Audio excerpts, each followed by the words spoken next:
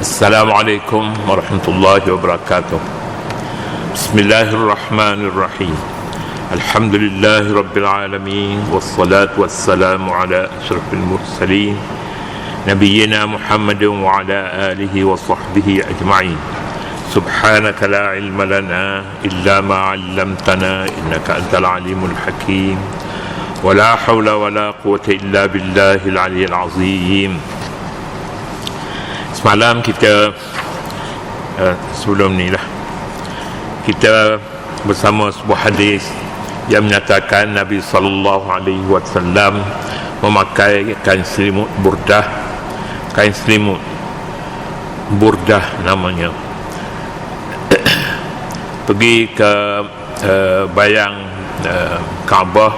Di sana Nabi berdoa, lalu didengar oleh salah seorang sahabatnya, antara yang disebut oleh Nabi, ala tantasir lana, bila kami ni kamu nak tolong, ala tantasirna, bila kamu nak tolong.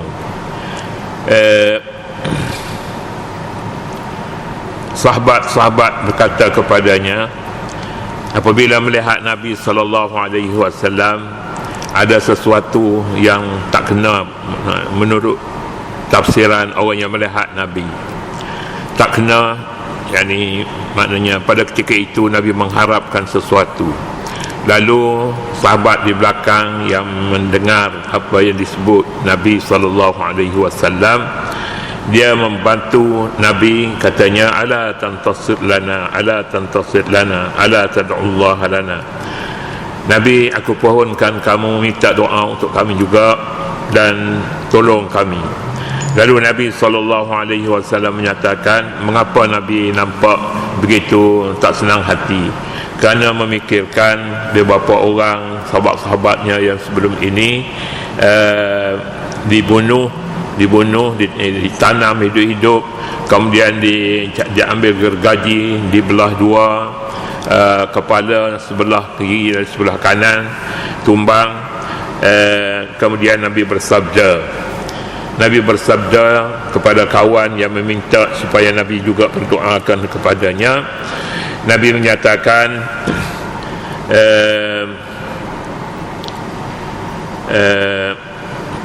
kana rajulu fi man qablakum yukhbaru lahu fil ardi, orang sebelum kamu ada yang ditanam dalam bumi, kemudian ditimbul separuh di atas bumi dan separuh lagi di dalam bumi.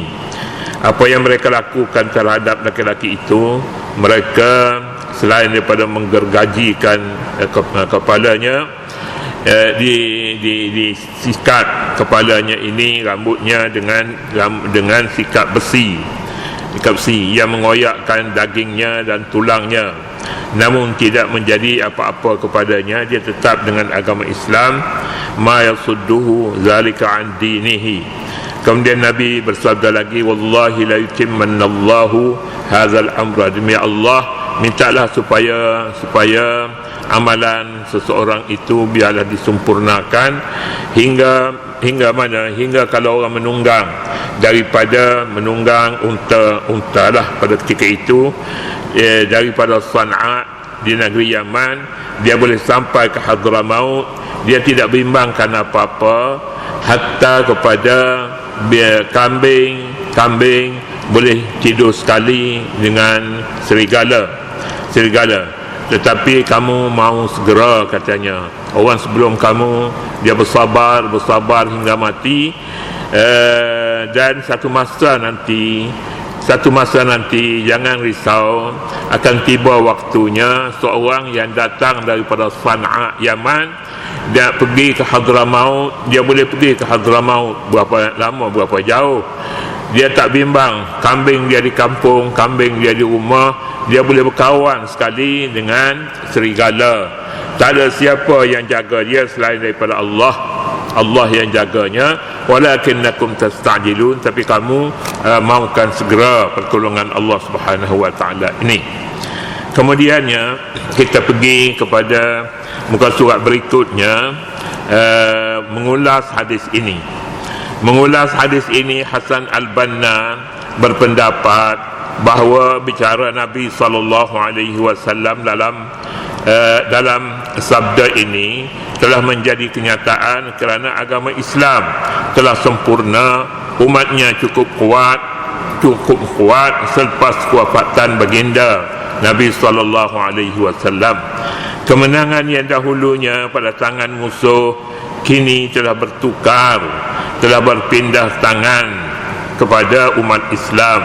Kan ini satu nikmat besar. Dahulu jangan harap bahawa Islam ni boleh berkuasa, tetapi selepas Nabi wafat, kuasa memerintah negara berada pada tangan orang Islam.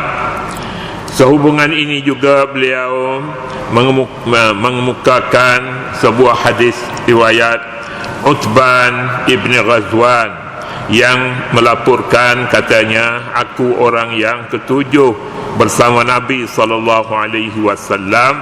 Pada waktu itu kami tidak mempunyai makanan selain tamar busuk dan daun kayu daripada pokok berduri. Kami makan hingga luka rahang-rahang kami. Kemudian kami juga terpaksa mengoyak kain selimut kami untuk dibahagi kepada sahabat kami namanya Sa'ad. Kini menurut maklumat Al-Banna, orang yang datuk nenek mereka itu yang dahulunya pernah susah dan menderita, anak cucu dan keturunan mereka ada yang menjadi raja Mesir dan raja Qatar. Ini katanya dulu datuk nenek mereka sangat-sangat susah, makanan mereka daun kayu, pokok-pokok berduri dan sebagainya. Jika dalam kebangkitan agama Islam kini sejarah itu berulang lagi, dan jika penghinaan, penyiksaan dan penderitaan terhadap umat Islam berlaku, maka ambillah iktibar daripada sejarah teguhnya pendirian bersabar, dan jangan teguhkan pendirian bersabar dan jangan berputus asa. Pusingan kemenangan akan datang lagi dengan izin Allah Subhanahu wa taala. Firman Allah, asa rabbukum an yuhlika aduwakum wa yastakhlifakum fil ardi wa yanzura kaifa ta'malun. Mudah-mudahan Tuhan kamu akan membinasakan musuh kamu dan menjadikan kamu khalifah di bumi. Kemudian dia akan merahmati, akan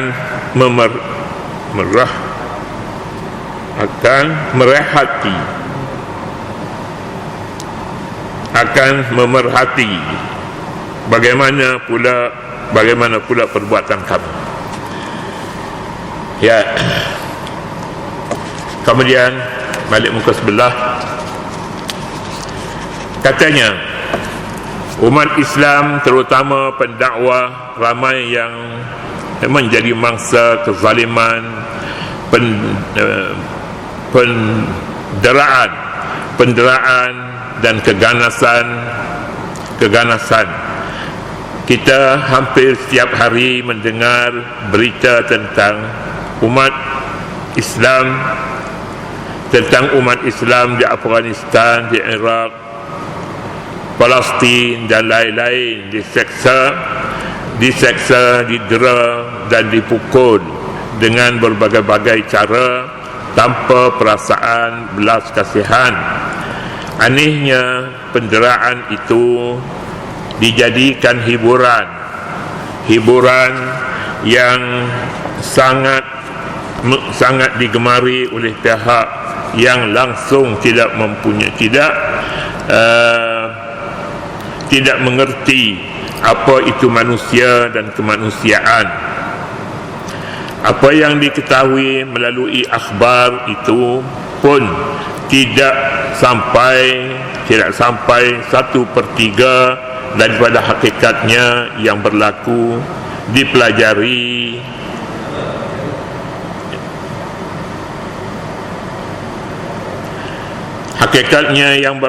di penjara dan pusat-pusat tahanan. Antara bentuk penyaksaan yang paling menghiburkan manusia yang tidak berperi kemanusiaan ini ialah seperti mencucuh badan dengan api, merantai kaki dan tangan, mencampak najis mencampak najis dan memaksa minum air kencing, memukul badan, menakut-nakutkan tahanan dan membiarkan mereka digigit oleh anjing garang, sedangkan kaki tangan mereka dirantai, meludah di atas muka, menghina dan memaksa supaya melakukan hubungan seks terbuka sesama lelaki. Ini penyaksa yang pernah dilakukan oleh musuh-musuh Islam terhadap orang Islam, terutama sekali negara-negara yang mereka jajah dengan kekerasan.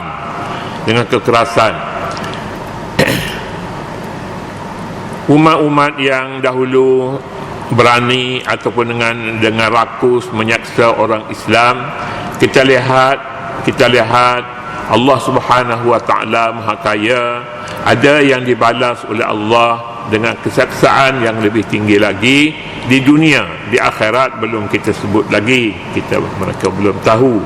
Di dunia pun dah dibalas oleh Allah dengan suatu kesaksaan yang tidak boleh dilakukan oleh manusia. Hanya Allah Subhanahu wa taala yang Maha Kuasa. Penindasan yang dilakukan oleh musuh-musuh Islam seperti yang kita sebutkan tadi, kalaupun tidak sakit, tetapi satu kehinaan yang besar, meludah di atas muka, satu dosa, satu penghinaan yang tidak boleh difikirkan lagi, selain daripada menyerahkan kepada anjing gila untuk membaham manusia yang kaki tangannya diikat. Ini adalah satu perkara yang tidak boleh diterima oleh manusia yang tidak mempunyai perasaan kasihan belas.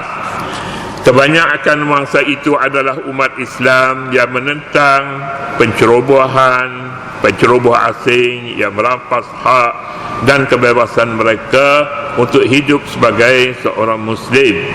Sungguh mahal harga untuk hidup sebagai seorang Muslim dan mukmin yang berhati mulia, sukar untuk nak hidup sebagai seorang Muslim. Tetapi orang Islam hidup dengan begitu rupa dengan penuh sabar, hinggalah Allah Subhanahu wa taala mengambil mereka terlebih dahulu sebelum daripada manusia kafir mengambil nyawa mereka. Ini satu hakikat. Kedua, sebagai mukaddimah kepada ayat 219 dan 220 yang membicarakan pembentukan syakhsiah Muslim yang meliputi pengharaman judi dan arak serta tanggungjawab sosial yang membantu anak yatim dan melayani pihak-pihak yang memerlukan bantuan. Ayat yang kita baca tadi mengingatkan umat muslimin bahawa jalan ke syurga tidak disediakan tiket percuma. Peminat syurga haruslah membayarnya dengan kesediaan merentasi ujian demi ujian. Mereka perlu menempuh ujian ini sebagaimana angkatan mukminin terdahulu menempuhinya. Masadhumul ba'sa wad dharra mereka ditimpa malapetaka dan kesengsaraan.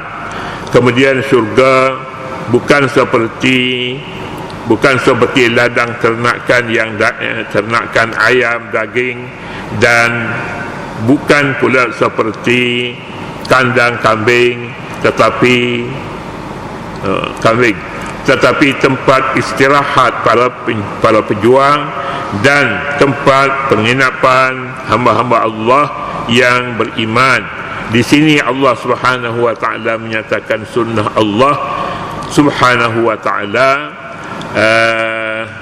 dan syarat-syarat kemasukan ke surganya mereka adalah terdiri daripada mukminin yang tahan lasak dan tidak mudah